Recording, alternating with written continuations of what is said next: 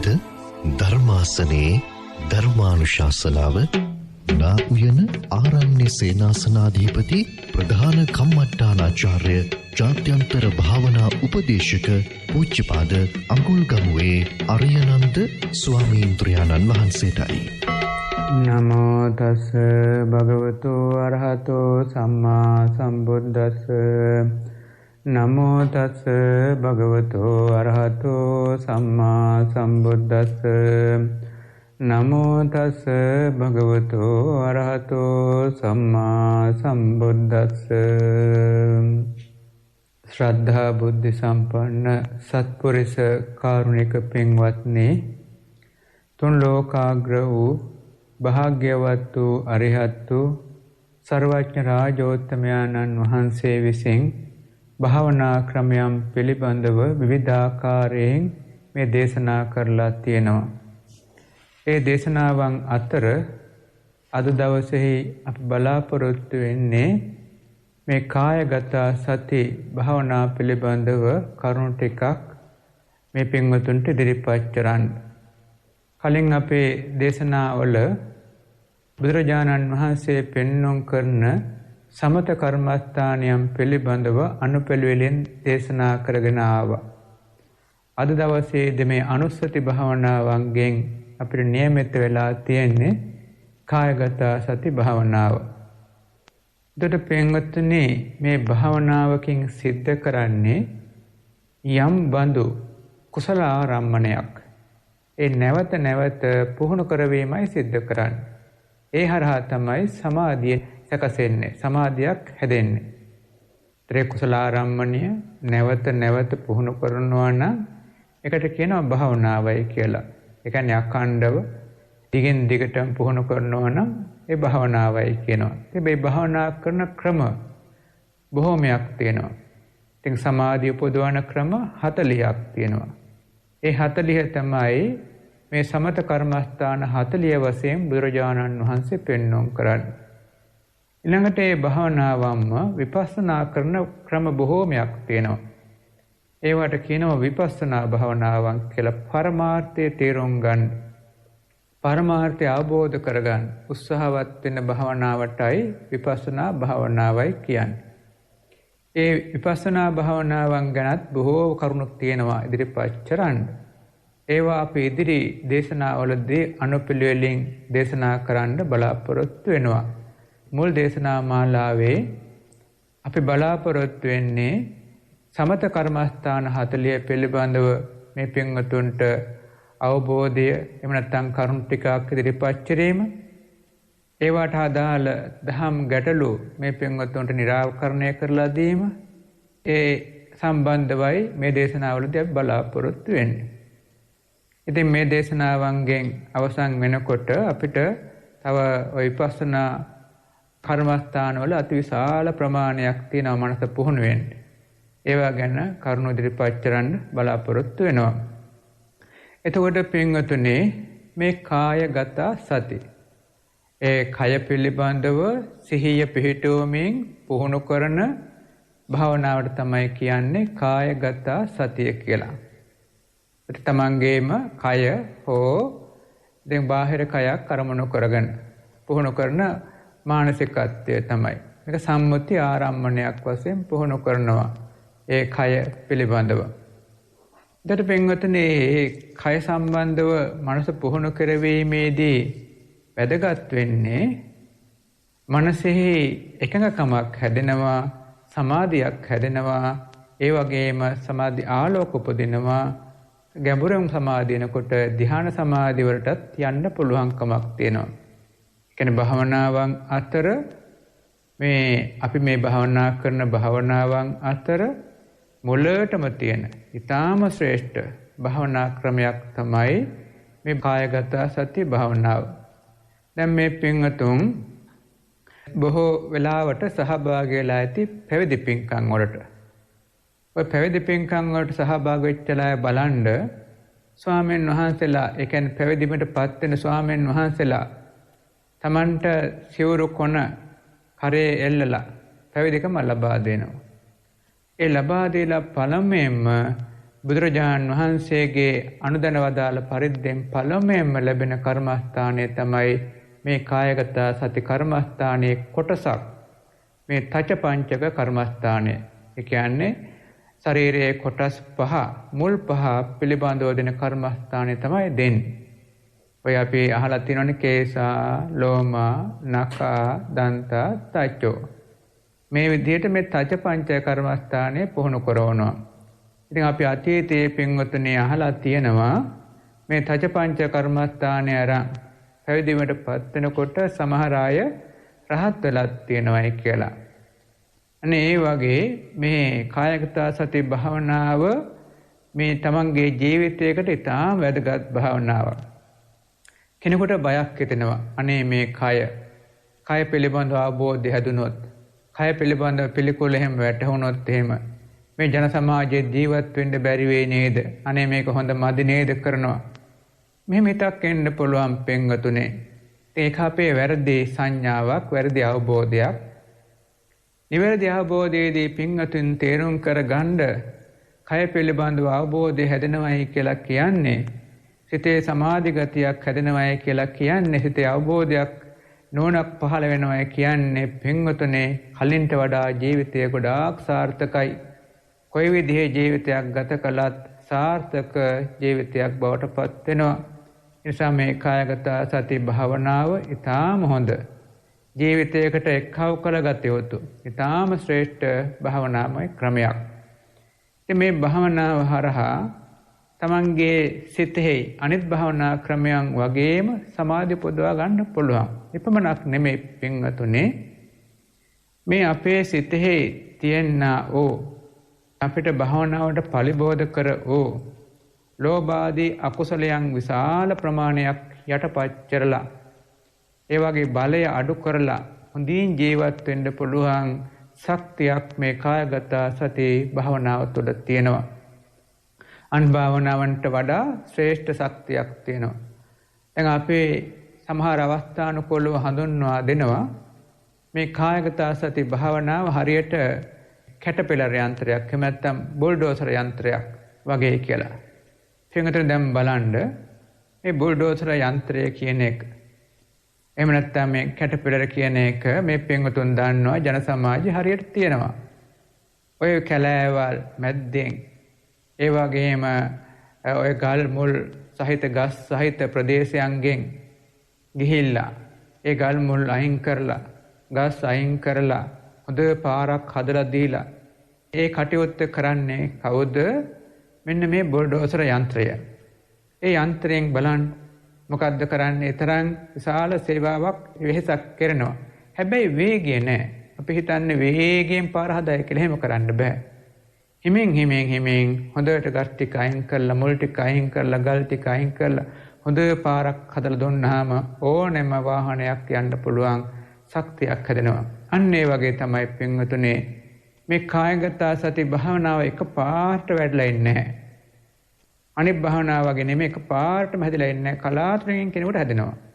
සාමාන්‍යයෙන් අයට බොහෝ දෙනාට කායගත සති භාවනාව හිමින් හැදෙන්නේ. හැබැයි හැදෙනකොට විශාල ශක්තියක් එක්ක හැදෙන්නේ හරියට අර බුල්ඩෝසර් යන්ත්‍රයෙන් කරන ක්‍රියාවලිය වගේ. ගල් මුල් අයින් කරලා පාර හොඳට හදලා දෙනවා වගේ ඕනෑම භාවනාවක් කරගන්න පුළුවන් පසුතලය හදලා දෙනවා කායගත සති භාවනාව. දැන් ඒ භාවනාවෙන් හිත සමාධි වුණාම අනිත් භාවනාවනොත් ආනාපාන භාවනාවක් හෝ වෙනත් භාවනාවක් හෝ සිද්ධ කරලා එයින් චිත්ත සමාධි පුදවා ගන්න ඉතාම පහසුවක් වෙනවා. ඒ නිසායි අපි අර ඒ වගේ උදාහරණයකින් පෙන්වුම් කළේ මේ කායගත සති භාවනාව. අපේ නාවිනේ ස්වාමීන් වහන්සේ ඉන්න වෙලාවේ මතක් කරනවා යම් කෙනෙක් මේ කායගත සති භාවනාව වඩනවා නම් බොහොම නිමිච්ච ජීවිතයක් හදා ගන්න පුළුවන්. ඉතින් යම් කෙනෙක් මාර්ගඵලයක් නොලබා එනමුත් බොහොම සාන්ත ජීවිතයක්, රහත් හෝ ඒ ආසන්න ජීවිතයක් වගේ ස්වභාවයට ගන්න පුළුවන්. ඒ කායගත සති භාවනාවේ තියෙන ශක්තිය.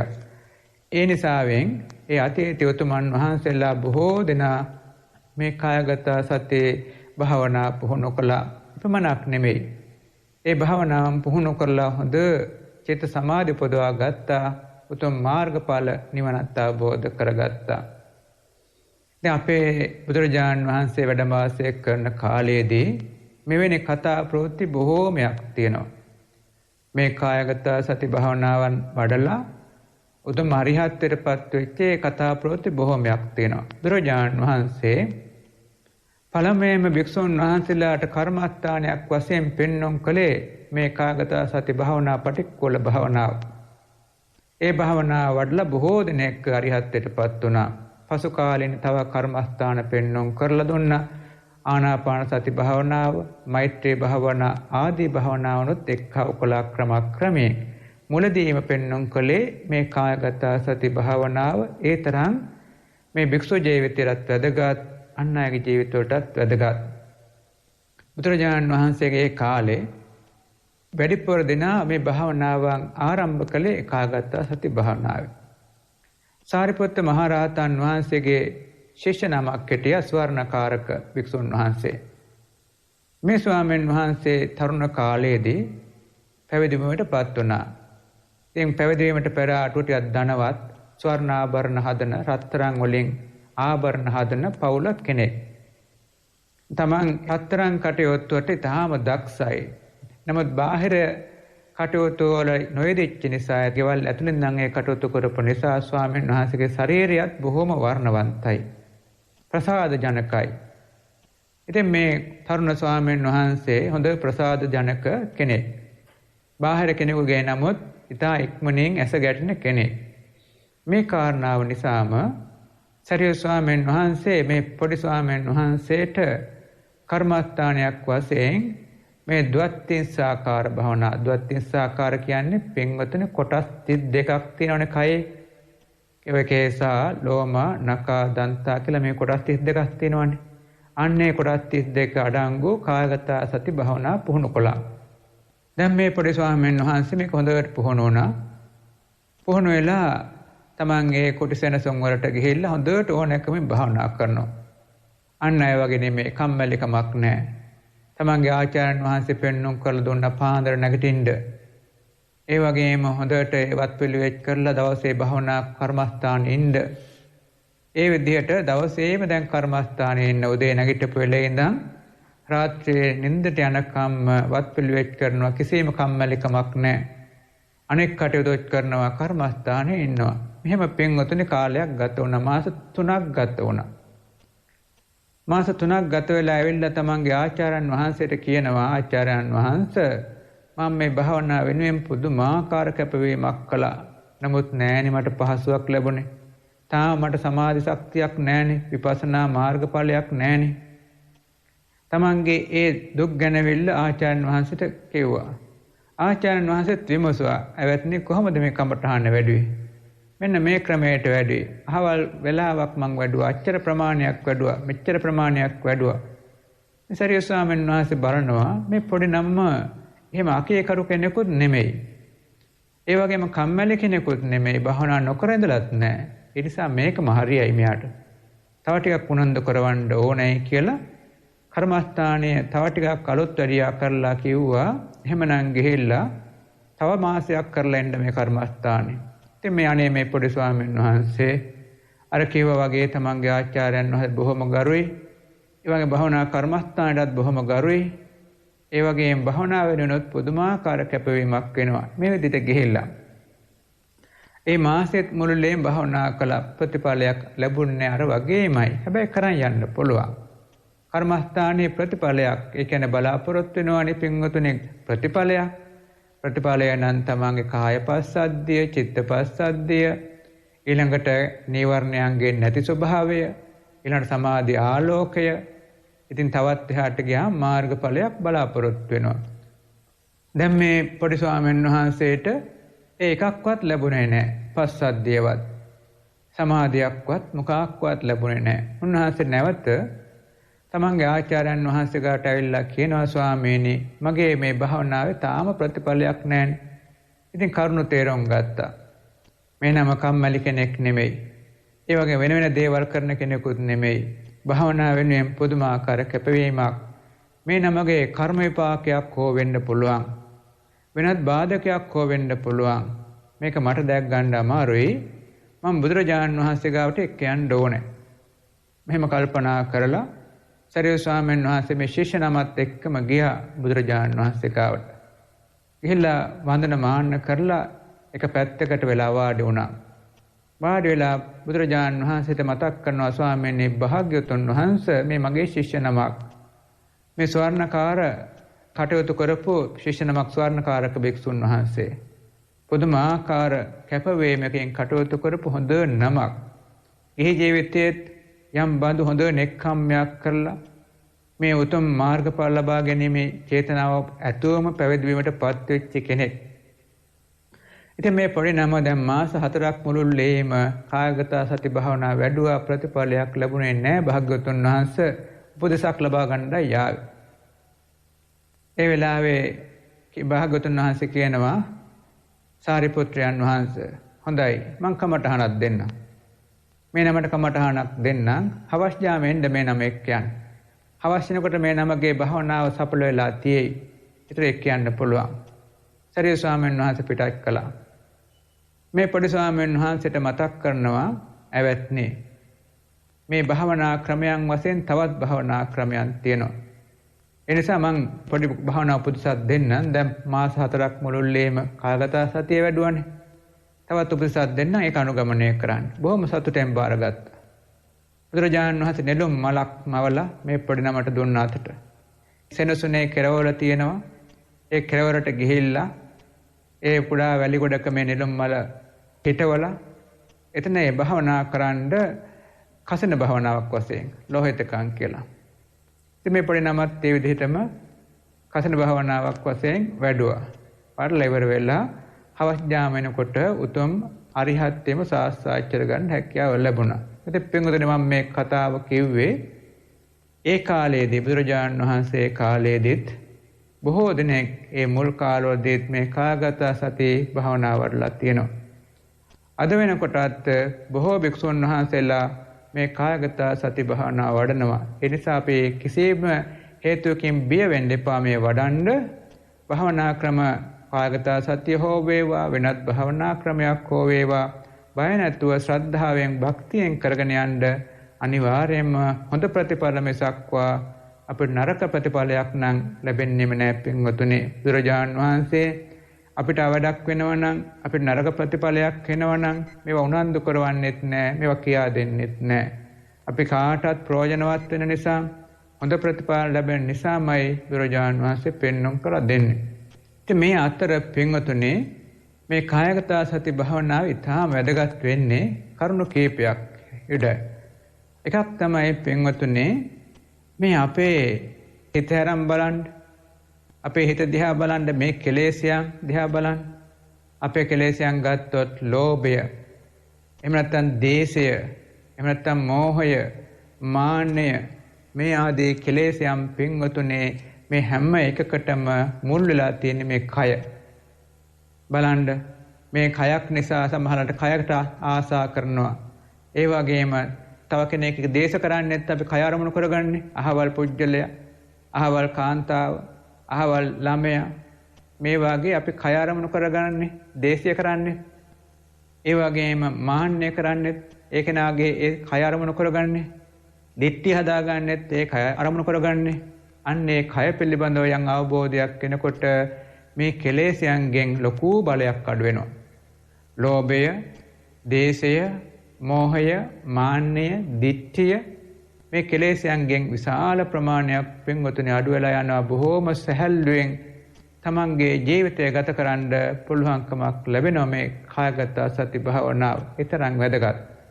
එතකොට වඩන ආකාරය පිළිබඳව අපි ඉදිරියේදී කියලා දෙන්නම්. ඊට කලින් අපි මේ භාවනාව සම්බන්ධව උනන්දු වෙන්න ඕන නිසා ඒ තොරතුරු ටිකක් තේරුම් අරගෙන ඊළඟට වඩන ආකාරය පිළිබඳව අපි විස්තර කරලා දෙන්නම්. ඊතර මේ කායගත සති භාවනාව වඩනකොට පින්වතුනේ අවස්ථා කීපයක් තියෙනවා. කෙනෙක්ට ඒ භාවනාව වඩනකොට අවස්ථා කීපයක් තියෙනවා. අන්න ඒ නිසා තමයි අපි මේ කියන්නේ භාවනාවක් ක්‍රමානුකූලව කරගෙන යනකොට ගුරු උපදෙස් අවශ්‍යයි කියලා කියන්නේ ඒ කාරණේ උඩ. අවස්ථාවන්ගෙන් පළමු අවස්ථාව තමයි පින්වතුනි අපි භාවනා ක්‍රමය කරන ආකාරය වටහාගෙන කාගෙන් හරි ඉගෙනගෙන ඒ ක්‍රමයට අපේ මානසිකාරයක් එක්ක පවත්වාගෙන යන්නට ඕනේ. උදාහරණයක් ගමුකෝ අපි කායගත සතිය කිව්වහම ශරීරයේ කොටස් 32ක් තියෙනවානේ. ඒතර මේ කොටස් 32 අපි හිතමු කොටස් 5ක් ගත්තයි කියලා. දැන් මුලින් කොටස් 5 කියන්නේ අපිට ඔක්කොම එකවර ගත්තොත් මේ පින්වතුන්ට එපා වෙන හින්දා මුලින් කොටස් 5 ගමු අපි. කේසා, ලෝම, නඛ, දන්ත, තචෝ. කේස, ලෝම, නිය, දත්, සම්. ඒතර මෙන්න බාහිරින් අපි කාටවත් පේනවා. මේ කෙස් ටික කාටවත් පේනවා. ලොම් ටික කාටවත් පේනවා. නියපොතු ටික කාටවත් පේනවා. දත් ටික කාටවත් පේනවා. සමත් කාටවත් පේනවා. මොන මේ තමයි මුල්ම මේ කායගත සති භාවනාවේ තියෙන මුල්ම කොටස. සාමාන්‍යයෙන් වදුවත්ෙන් සාකාර ආදී ක්‍රම වලින් පුහුණු කරන මේ කායගත සති භාවනාවේ තියෙන මුල්ම කොටස එහෙමනම් මේ තච පංචකය වදුවත්ෙන් සාකාරය. එතකොට පින්වතුනි මෙන්න මේ තච පංචක කර්මස්ථානයේ වඩන ආකාරය පුහුණු වෙනවා පළමුවෙන් වචනෙන් හුරු වෙනවා. කේසා, ලෝම, නඛ, දන්ත, තචෝ. ඒතර මෙන්න මේ පුරුදු වීමේදී පින්වතුනි නුහුරුකමක් අපිට තියෙනවා. නුහුරුකමක් අපිට තියෙනවා. ඒ නිසා අපි නැවත නැවත සිය දහස්වර අර මන්ත්‍රයේ වගේ පුහුණු කරනවා.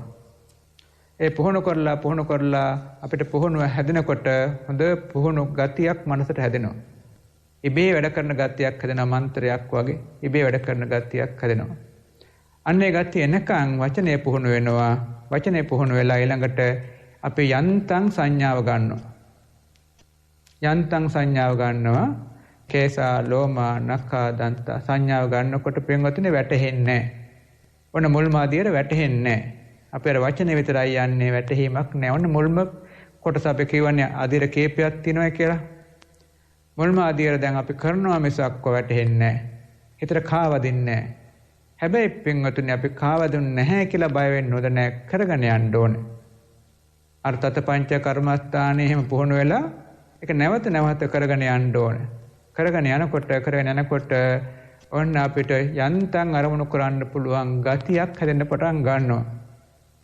යාන්තම් සංඥාවක් වෙනවා දෙවෙනි ආදියර. ඒ කියන්නේ මුල් මේකේදී අපි කලාට වැටෙන්නේ නැහැ. කරගෙන යනවා විතරයි. භවනාට පමණක් නෙමෙයි වෙන දෙයක් වුණත් එහෙමයි. මුලදී අපිට වැටෙන්නේ නැහැ. අපි නමුත් විශ්වාසයෙන් කරගෙන යනවා. ඒ වගේම තමයි පින්වතුනි මේ භාවනා කියන එකත් කොච්චර කළත් අපිට වැටහෙන්නේ නැහැ. නමුත් විශ්වාසයෙන් කරනවා. අපි අදත් කරනවා, හෙටත් කරනවා. ටික දවසක් විශ්වාසයෙන් කරනවා. දැන් ටිකෙන් ටික වැටහෙන්න පටන් ගන්නවා. දැන් විශ්වාසය තහවුරු වෙනවා. දැන් වැටහෙනවා අපිට කෙස් තියෙන තැන් වැටහෙනවා. ලොම් තියෙන තැන් වැටහෙනවා. නිය, දත්, ඒ වගේම සම්. මේවා තියෙන තැන් යන්තම් වැටහෙනවා. අනේ වැටහීම දෙවෙනි ආදියේදී පින්වතුනි යාන්තම් වැටහීමක් වෙනවා. තවදුරටත් මෙහෙම කරගෙන යනකොට පින්වතුනේ හොඳටම දැනෙන්න පටන් ගන්නවා. හොඳටම පින්තූර වගේ පේන්න පටන් ගන්නවා මනසට. කෙස් තියෙන එක කෙස් පින්තූර වගේ පේන්න පටන් ගන්නවා. ලොම් තියෙන එක ලොම් ටිකත් හරියට නිකන් පින්තූරකින් බලනවා වගේ පේනවා. නිය ටිකත් එහෙමයි. දත් ටිකත් එහෙමයි. සමත් එහෙමයි පේන්න පටන් ගන්නවා. එතකොට ඊළඟ අදියර. මුල් අදියරේ එතකොට අපිට අපි වැටෙන්නෙම නැති අදියර. දෙවෙනි ආදියේදී යන්තම් වැටෙන ආදියර. තුන්වෙනි ආදියේදී පින්වතුනි හොඳටම දැන් පේන්න පටන් ගන්නවා මේ පින්තෝරයකින් පේනවා වගේ. හැබැයි මෙතනදී දියුණු අවස්ථාවක් නෙමෙයි මේ. නමුත් අපිට දැන් ආරම්මණය හොඳට ප්‍රකටයි. ඒ ආරම්මණය තවදුරටත් ප්‍රකට කර ඉන්නකොට පින්වතුනි අපි එතනදීත් නවත්තන්නේ තවදුරටත් කේසා, ලෝම, නඛ, දන්ත, තචෝ කොටස් පහම හරි පහෙන් එකක් හරි දෙකක් හරි අපිට පුළුවන් ආකාරයෙන් අපි පහම හරි වැඩෙන්න ආරිනවා. මේ වඩා එන්නකොට තච පංචකයේ පිහිටලා එන්නකොට ටික වේලාවක් යනකොට මනස නිකන් විවෘත වෙච්ච ගතියක් හැදෙන්න පටන් ගන්නවා. විවෘත වෙච්ච ගතියක් හැදෙනකොට පින්වතුනි අර හොඳට ප්‍රකට වෙලා තිබ්බ එක නැති වෙනවා, අතුරුදහන් වෙනවා. කලින් Tamanට හොඳට ප්‍රකට වෙලා තිබ්බ එක දැන් නැති වෙලා යනවා, විවෘත වෙච්ච ගතියක් වෙනවා. ඒ කියන්නේ අර මනසට ආලෝක සංඥා හැදීගෙන එන්න පටන් ගන්නවා. යන්තම් ආලෝක සංඥා හැදීගෙන එන්න පටන් ගන්නවා. ඒ වෙලාවට අර කොටස් අප්‍රකට වෙනවා. ඔන්න ඊළඟ අදියරදී. ඒතර හතරවෙනි අදියර තමයි කොටස් අප්‍රකට වෙනවා. හැබැයි අප්‍රකට වුණාට Tamanට දැනෙනවා ලොකු වෙනසක් තියෙනවා. පරියන්කේ ඉන්න පුළුවන්, අහසේ ඉන්නවා වගේ, යම් බඳු දෙයක් විවෘත වෙලා ඉන්නවා වගේ දැනෙනවා.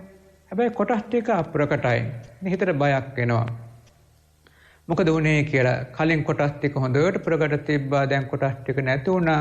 මොකක් හරි භාවනා වැරදක් වුණාවද්ද, වෙන දෙයක් වුණාවද්ද, ඔහොම බයක් එනවා. අන්නේ තැන්වලදී තමයි පින්වත්නි ගුරුවරු අවශ්‍ය වෙන්නේ. මෙතන භාවනා වැරදක් වෙලත් නැහැ, භාවනාව අඩු වෙලත් නැහැ, භාවනා ශක්තිය දුබල වෙලත් නැහැ, භාවනාව වැඩි වෙලා තියෙන්නේ. භාවනාව හරිය ගිහින් තියෙන්නේ. නමුත් අපිට තේරුම් ගන්න බැරි කමට අපි බය වෙනවා. මෙන්න මෙහෙම වෙලා පින්වත්නි තවදුරටත් අපි දැන් තේරුම් ගන්නවා කායික පහසද්ධිය තියෙන නිසා භාවනාව වැරදක් වෙලා නැහැ. මෙහෙම තේරුම් අරගෙන අර අපිට විවෘත වෙච්ච සංඥාව ඇතුලේ, ඒ යන්තම් ආලෝක හැදිච්ච සංඥාව ඇතුලේ අර කොටස අරමුණු කරන්න පටන් ගන්නවා. කෙස් ටික තියෙනවා අර විවෘත වෙච්ච ආලෝකය ඇතුලේ, ලොම් ටික, නියපොට්ටු ටික, දත් ටික, සම් ටික. මේක මෙනෙහි කර කර යනවා. මෙහෙම යනකොට අර ආලෝක සංඥාව හොඳට ප්‍රකට වෙලා දීප්තිමත් වෙලා එනවා. ඒ දීප්තිමත් ආලෝකය ඇතුලේ අර කොටස දකින්න පුළුවන් ගතියක් ලැබෙනවා. අන්න ඊළඟ අධීර. ඒ අධීරට කියන පස්වෙනි අධීර. හොඳට දීප්තිමත් ආලෝකය ඇතුලේ දැන් කොටස් පේනවා. ඒතර අන්න ඒ විදිහට පින්වතුනි හොඳට ආලෝකයට හිත ඇතුලට ගිහිල්ලා ඇතුලේ ඉඳගෙන මේ කොටස බලන්න පුළුවන් ගතිය ආවහම දැන් ආපහු හොඳට විශ්වාසයි. භාවනා වැරදීමක් වෙලා නැහැ. හැබැයි අපි කියවනර කලින් තුන්වෙනි අධීරයේ තිබුණු ප්‍රකට ගතිය ඒක එන්නේ නැහැ. තුන්වෙනි අධීරයේදී අපිට කියවන කඩපතකින් දැක්කා වගේ පෙවුනවා කියලා. ඒ ක්‍රමය නෙමෙයි දැන් පේන්නේ. දැන් පේන්නේ ආලෝකයක් ඇතුලේ තියෙන කොටස් වශයෙන් තමයි පේන්න පටන් ගන්න. ඒක මනසට තමයි අරමුණු වෙන්නේ. ඒ අධීරත් හොඳට ප්‍රකට වුණාන් පස්සේ ඒ ආලෝකය ඇතුලේ හොඳට කොටස් පුහුණු කරලා ඊළඟට ඒ ආලෝකය ඇතුලේ තමයි සමාධි කරලා ධ්‍යාන කරන්න පුළුවන්කම ලැබෙන්නේ. ඊළඟ අධීර ඒ 6 වෙනි අධීරයේදී තමයි ධ්‍යාන බවට පත් වෙන. ඒතර අධීර කීපයක් තියෙනවා. අන්න ඒවා පිළිබඳව අපේ සුළුවෙන් තේරුම් අරගෙන කායගත සති භාවනාව වඩනවා නම් ඒ භාවනාව හොඳට දියුණු කරලා හොඳ උසස් ප්‍රතිඵලයක් ජීවිතය හදාගන්න පුළුවන්කමක් ලැබෙනවා. ඒතර පළවෙනි අධීරය අපි කිව්වේ ඒ අපේ මානසිකාරය පමණයි, අපිට කිසිම වැටහීමක් එන්නේ නැහැ. දෙවෙනි අධීරය තමයි අපි එපමණක් කිව්වේ අපිට සුළුවෙන් අවබෝධයක් වෙනවා, සුළුවෙන් වැටහීමක් වෙනවා කොටස් තියෙන තැන්වල. තුන්වෙනි අධීරයේදී හොඳට ප්‍රකට වෙලා එනවා කැඩපතක් වගේ.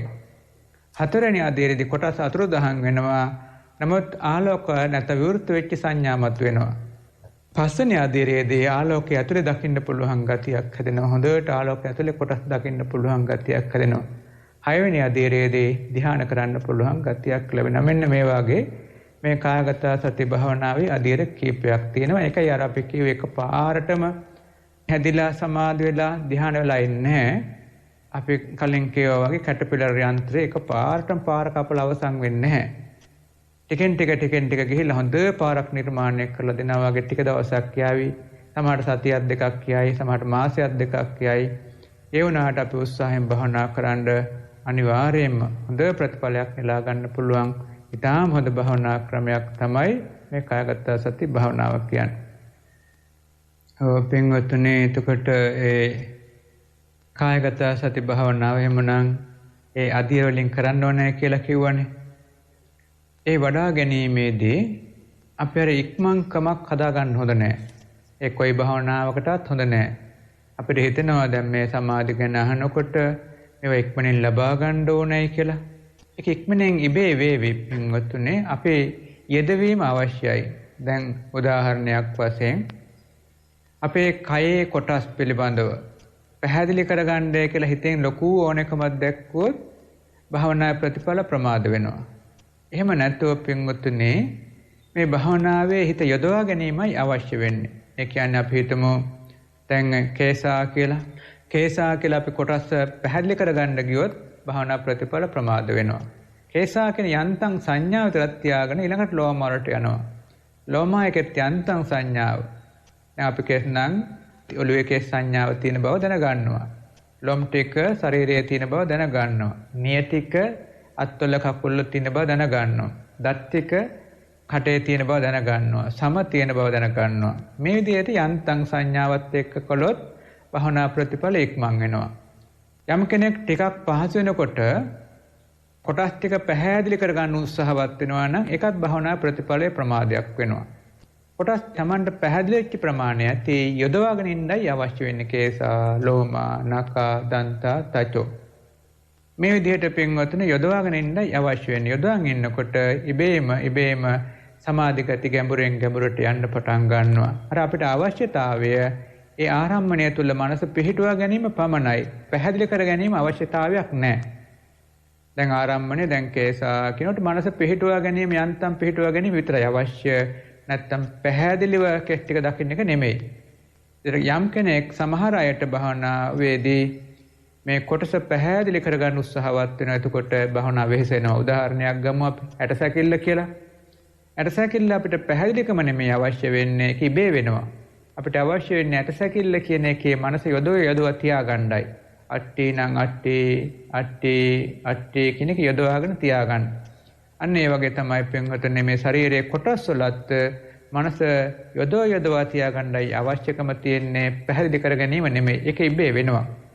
අන්න ඒ කාරණාවත් සැලකිල්ලට අරගෙන මේ කායගත සති භාවනා පුහුණු වෙන්න බලාපොරොත්තු වෙමු. මුලදී තත පංචකය අපි කියා දෙනවා.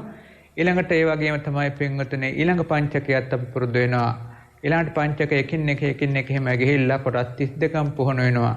එහෙම පුහුණු වෙලා ඉතින් අපේ කොටස් 32ම යන්න පුළුවන්කමට පුරුදු වෙනවා. ඒ විදිහට පුහුණු නම් පින්වතුනි හොඳට අවබෝධයක් වෙනවා කායගත සතිය සම්බන්ධව.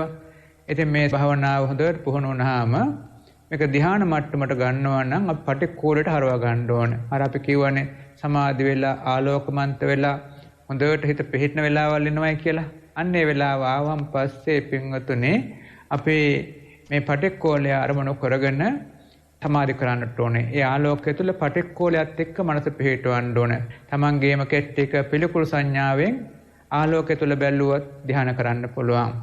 ඒ වගේම කොටස් ටික එකින් එක එහෙම බලාගෙන යනවා නම් ඒ විදිහට ධ්‍යාන කරගන්න පුළුවන් වෙන්නේ පටික්කුල සංඥාවෙන්. උපචාරය දක්වාම පටික්කුල සංඥාව අවශ්‍ය නැහැ. පටික්කුල කියලා කියන්නේ පිළිකුල් සංඥාව.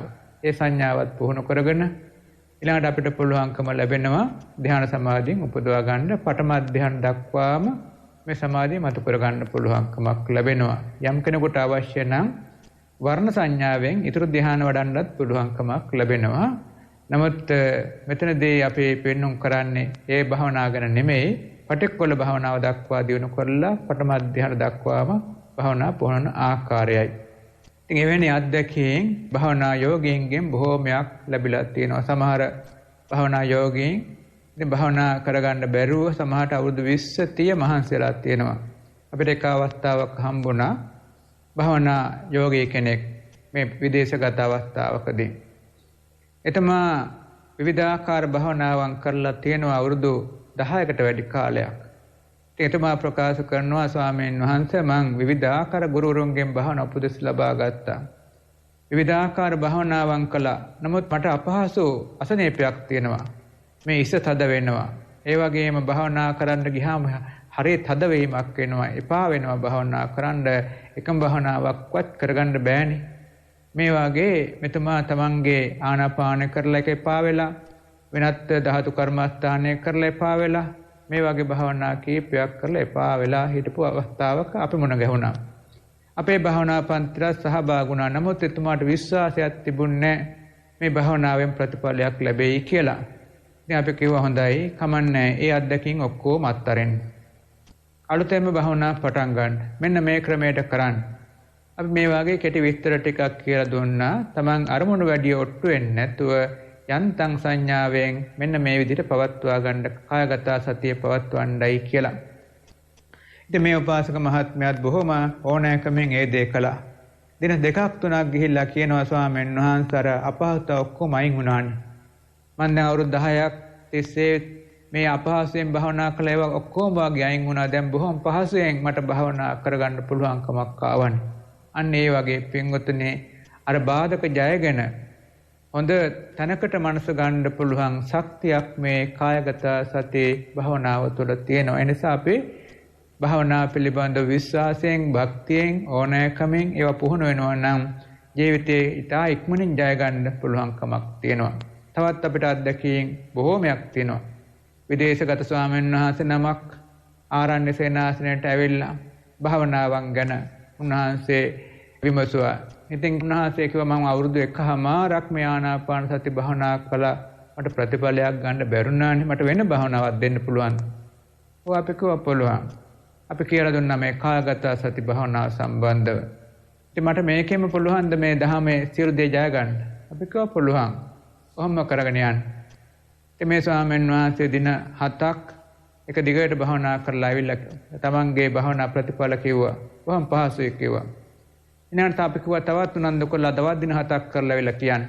තවත් දින 7ක් කරලා ආවිල්ලා කිව්වා. හරියට මාස දෙකක් යනකොට හොඳටම ස්වාමීන් වහන්සේ හිතා ගන්න බැරි ජීවිතේ පරිවර්තනයක් ආවා. පුදුමාකාර සමාධියක්, පුදුමාකාර එකඟ බවක් එක්ක ඉන්න පුළුවන් ගතියක් ආවා. මෙන්න මේ වගේ තමන් දැන් අවුරුදු 1කමාරක් භාවනා කළා, වෙන භාවනාවකින් ප්‍රතිඵලයක් ලැබුණේ නැහැ. මේ කායගත සති භාවනාවේදී මාසෙකමාරක් දෙකකින් හොඳ ප්‍රතිඵලයක් ලබා ගන්න පුළුවන්කමක් ලැබුණ මේ වගේ පින්වතුනි, මේ භාවනාවන්ගෙන් භාවනා අතරින් අනිත් භාවනා අතරින් වෙනත් භාවනාවකින් මනස වැඩෙන්නේ නැත්නම් මේ කායගත සති භාවනාව පුළුවන් තරම් කරගන්න අනිවාර්යෙන් වැඩෙනවා. හැබැයි හිමින් වෙන්න පුළුවන්. අර අපි අනිත් භාවනාවක් වැඩෙනවා වගේ එකපාරට වේගෙන් වැඩෙන්නේ නැති වෙන්න පුළුවන්. ටික කාලයක් ගත වෙයි. හැබැයි ගත වුණාට හොඳ ශක්තියක් ගොඩනගෙනවා. හේතුව පින්වතුනේ මේ කායගත සති භාවනාව හරහා තමන්ගේ ජීවිතයේ කරුණු කීපයක් හැදෙනවා. දැන් ඕනෑ භාවනාවකින් ශක්තියක් ගොඩනගෙනවා. ආනාපාන භාවනාව කළත් පින්වතුනේ සමාධියක් හැදෙනවා. එක කෘත්‍යයක්. භාවනාවකින් සත්‍යයක් වශයෙන් තියෙන්නේ සමාධියක් හැදෙන කෘත්‍යයක් තියෙනවා. ඒ වගේම පින්වතුනේ මේ කායගත සති භාවනාවේදී කෘත්‍ය දෙකක් තියෙනවා. සමාධි හැදීමේ ශක්තියක් තියෙනවා. හිමින් සමාධි හැදීමේ ශක්තියක් තියෙනවා. තමන්ගේ ජීවිතයට බලපාන නීවරණයන්ගෙන්, කෙලෙස්යන්ගෙන්, ප්‍රබල කෙලෙස්යන්ගේ බලය ක්‍රමක්‍රමයෙන් දුබල කරන ශක්තියකුත් තියෙනවා. අනිත් භාවනාවන්ට වඩා හොඳ තත්වයට කෙලෙස් ධර්මයන් දුබල කරනවා. කාමච්ඡන්දේ, ව්‍යාපාද ආදී දේවල් වල බලයක් අඩු කරලා හොඳ සැහැල්ලු ජීවිතයක් හදලා දෙනවා මේ කායගත සති භාවනාව තුළින්. එනිසා අනිත් භාවනාවට වඩා හොඳ වැදගත් භාවනාවක් වශයෙන් තමයි බුදුරජාණන් වහන්සේලා නිතර මේ කායගත සති භාවනාව ගැන කියලා තියෙන්නේ. ඒ අනුගමනය කර භික්ෂුන් වහන්සේලා බොහෝ දෙනෙක් ඒ ධහමෙන් ජය අරගෙන තියෙනවා. අපිත් මේවා අහලා ශ්‍රවණය කරලා පින්වතුන්ි පුළුවන් හැටියට අනුගමනය කරන්න බලාපොරොත්තු වෙමු. මේ පින්වතුන් හැමදෙනාටම මේ කායගත සති භාවනාවත් පුහුණු කරලා සමාධි උපදවාගෙන විපස්සනා දිනු කරලා මාර්ගඵලත් උපදවා ගන්න ලැබේවා කියලා අපි ආශිර්වාද කරනවා.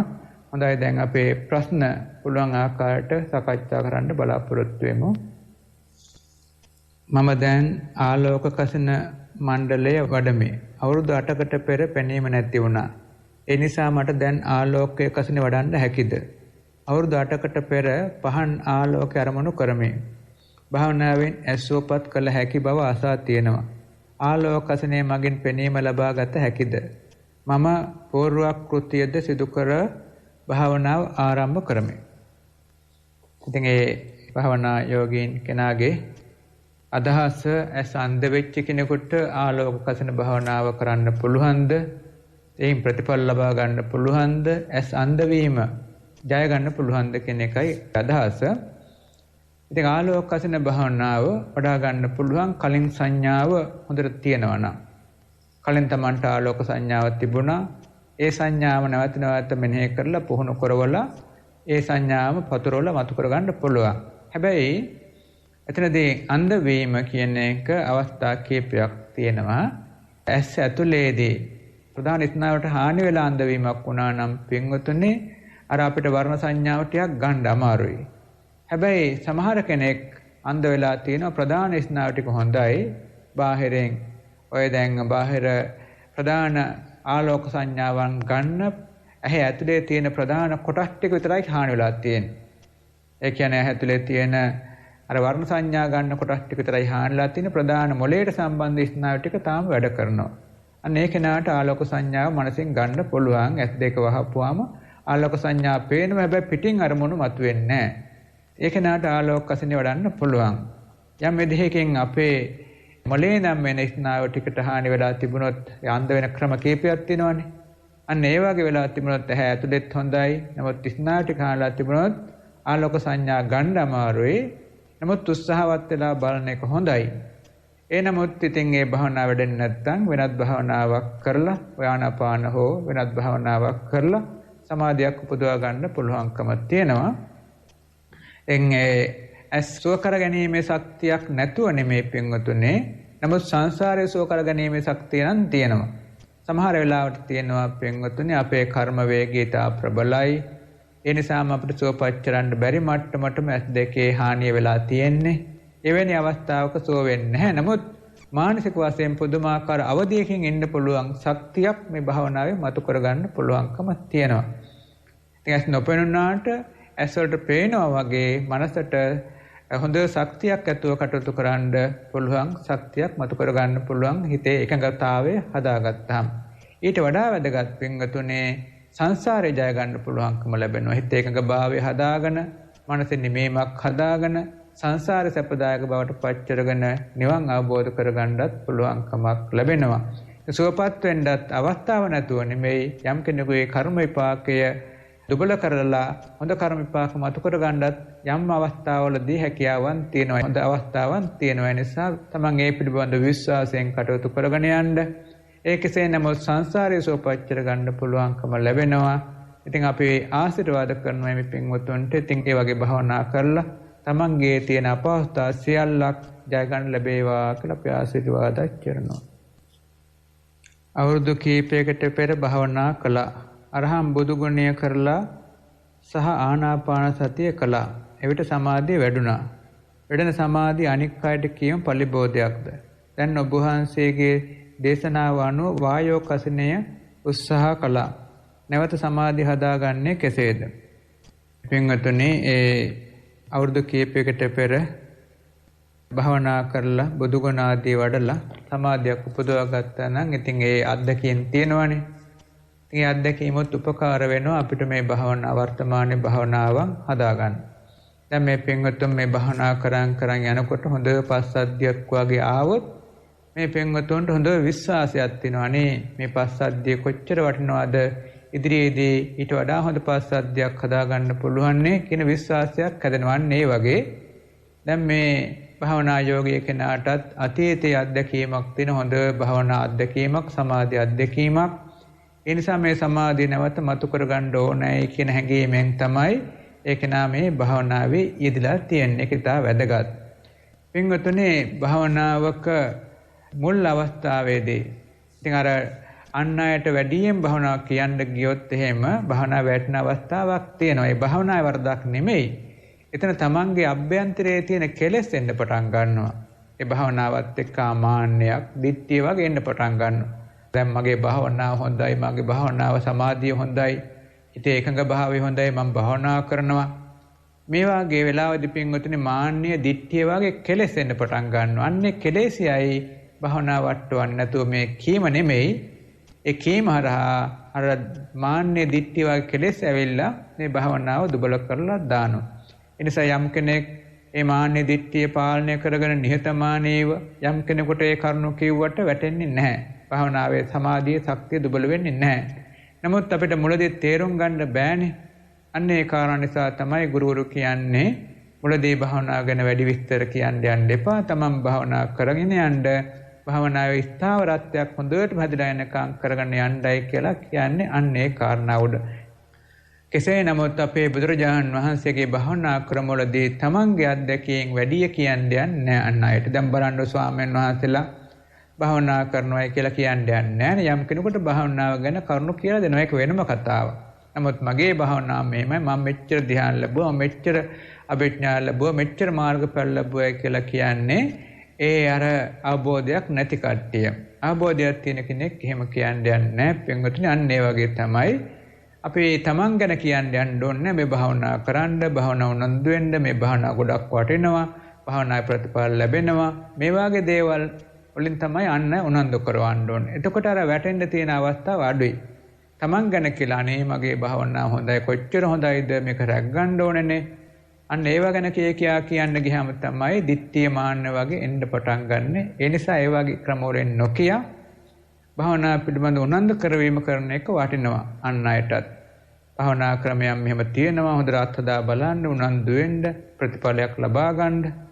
මේ වාගේ ක්‍රම වලින් උනන්දු කරවීම වැදගත් වෙනවා පින්වත්නි. එතකොට ඒ කාරණාවේදී තේරුම් කරගන්න මේ විදිහට වායෝ කසිනේ වැඩිම සම්බන්ධව පින්වත්නි අපි විස්තර දේශනාවක් ඒ කසිනේ සම්බන්ධව විස්තර දේශනාවක් කළා.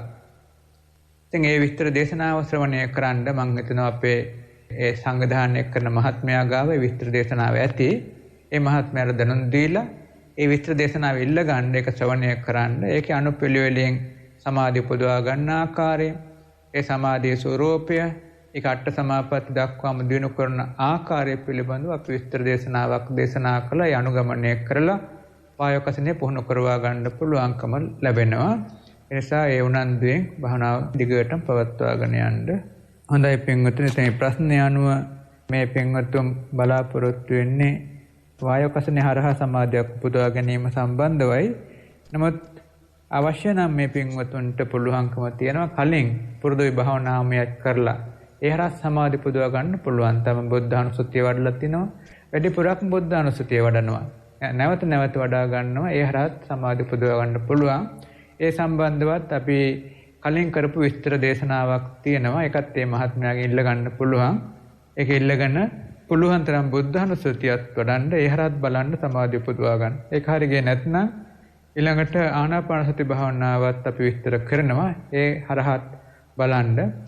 ඉතින් ඒ අනිවාර්යෙන් බුද්ධානුස්සති භාවනාව නැවත වඩනකොට සමාධිය හැදෙනවා. ඒ නිසා ඒක වැඩිපුරක් උත්සාහවත් වෙන්න බලන්න. ඉර දිහා බලාගෙන සිටින විට ටික වේලාවකින් සියලු දේ රතු පාටට පේන්න ගත්තා. අනිත් වේලාවලටත් සියලු දේම රතු වෙලා පේන්න ගත්තා. ඒ රාගයද රතු පාට කුඩාවට තිබී විහිදී යනවා වගේ තේරෙනවා. මේ සඳහා කුමක් කළ යුතුද ස්වාමීන් වහන්සේ? මේ වැඩෙන්නේ භාවනාවක්ද? මින් ඉදිරියට කුමක් කළ යුතුද? පින්වතුනි, දැන් අපි ඉර දිහා බලන් ඉන්නකොට ඒ රතු පාට වගේ පේන්නේ, ඒ අරමුණු වෙන්නේ රාගය නෙමෙයි. ඒ අර වර්ණ සංඥාව. අපේ මනසේ තියෙන ස්වභාවයක්. දැන් අපි බාහිරින් පේන දේ ඇස් වහලා බලනකොට අපිට අනිත් පැත්තට තමයි පේන්නේ. දැන් ඉරේ තියෙන්නේ කහ පාටනේ. එතකොට ඒක අපි ඇස් දෙක වහලා ආපහු බලනකොට අපිට දැනෙන්නේ රතු පාට වගේ. සමහරට වෙනත් වර්ණයකටත් හැරෙනවා. මේක තමයි මනසේ ස්වභාවය. ආපහු ඇස්සරලා බලනකොට තමයි හරි වර්ණය පෙන්වුම් කරන්නේ. ඒක ඍණාත්මක පැත්ත තමයි පේන්නේ. සමහරට සුදු එකක් බැලුවොත් කළු පාට වගේ තමයි පේන්නේ. ඇස් වහලා බලනකොට. ඒ අර මනසේ ස්නායුවල පිහිටලා තියෙන ආකාරය. නැතුව මේ රාගයවත් වෙනත් කෙලෙස් අරමුණක්වත් නෙමෙයි. ඒ භාවනාවක් වැඩනකොට අනුපිළිවෙලින් වැඩෙන්නට ඕන. ඉතින් ඒ විදිහට පින්වත්නි ඉර දිහා බලලා භාවනා වඩනවා නම් නැවත නැවත කරන්න ඕනේ. හැබැයි අර දවල් තද අවුව තියෙනලා බලන්න එපා. උදේ පාන්දර ඉතින් හවස හොඳට බහැගෙන යන වෙලාවල් වලදී වාගේ ඉරේ රස්නේ අඩු වෙලාවක බලා ගන්න. ඉර දිහා බලලා ඒකේ ආලෝක සංඥාව නැත්නම් තේජෝ සංඥාව ගන්න. ඒ සංඥාවකින් මනස පුහුණු කරවා ගන්න. පුහුණු කරලා ඇස් දෙක වහලා බලනකොට අර රතු පාට හෝ වර්ණ සංඥාවක් වෙන්නේ. නමුත් හිතේ තියාගන්න අපේ තේජෝ සංඥාව හරි ඒ ආලෝක සංඥාව හිතේ තියාගෙන ඒ සංඥාව වඩන්න. තේජෝ නැත්නම් ආලෝක සංඥාවක් වඩන්න.